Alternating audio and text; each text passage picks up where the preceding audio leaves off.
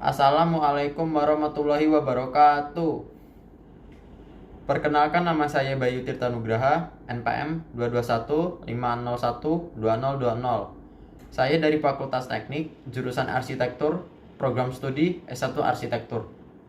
Di sini saya akan menjelaskan materi dari hari pertama sampai hari keempat PKKMB Unila berlangsung. Jadi stay tune ya guys. Jadi di sini kita memulai dengan PKKMB hari yang pertama. Materi pertama disampaikan oleh Bapak Yusrandi dengan tema peranan Polri terkait kejahatan digital, Undang-Undang ITE. A. Definisi-definisi dalam Undang-Undang ITE adalah satu sekumpulan dalam data elektronik. B. Selain memuat ketentuan mengenai penyelenggaraan sistem elektronik untuk mendukung informasi dan transaksi elektronik, UU ITE juga membuat pasal-pasal mengenai perbuatan yang dilarang dari ketentuan pidana. Pemanfaatan teknologi informasi. 1. Mencerdaskan kehidupan bangsa. 2. Mencerdaskan perdagangan dan perekonomian. 3. Meningkatkan efektivitas. 4. Membuka kesempatan. Dan 5. Memberikan rasa nyaman. Materi yang kedua disampaikan oleh Bu Herawati dengan tema pengembangan karakter mahasiswa sebagai intelektual dan anti kekerasan atau anti perundungan. Bullying suatu tindakan fisik maupun non-fisik generasi muda Indonesia. Tanggung jawab generasi muda. 1. Mempertahankan dan menjaga kesatuan bangsa. 2. Mengembangkan kepribadian yang tangguh. 3. Meningkatkan partisipasi. 4. Memelihara dan mengembangkan Pancasila.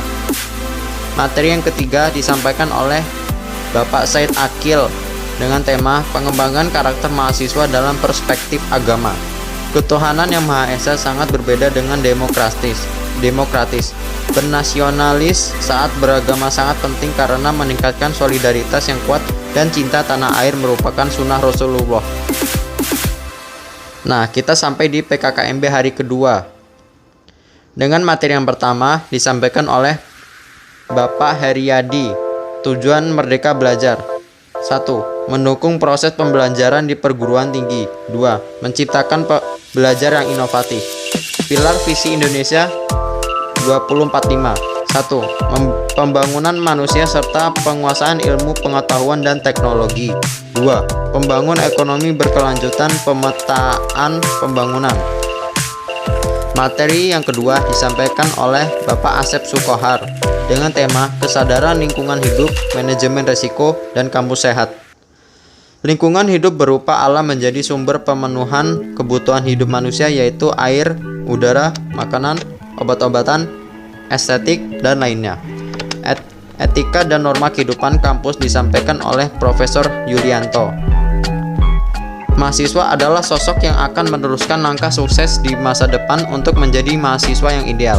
Mahasiswa ideal. 1. Mampu berpikir positif terhadap sesuatu. 2. Mampu menyeimbangkan antara sisi organisasi, akademik, dan tugas. Tujuan kuliah. 1.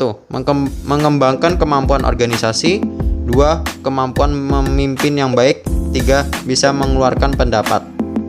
Perguruan tinggi di era evolusi industri 4.0 dan kehidupan kampus pada masa pandemi disampaikan oleh Bapak Hartono.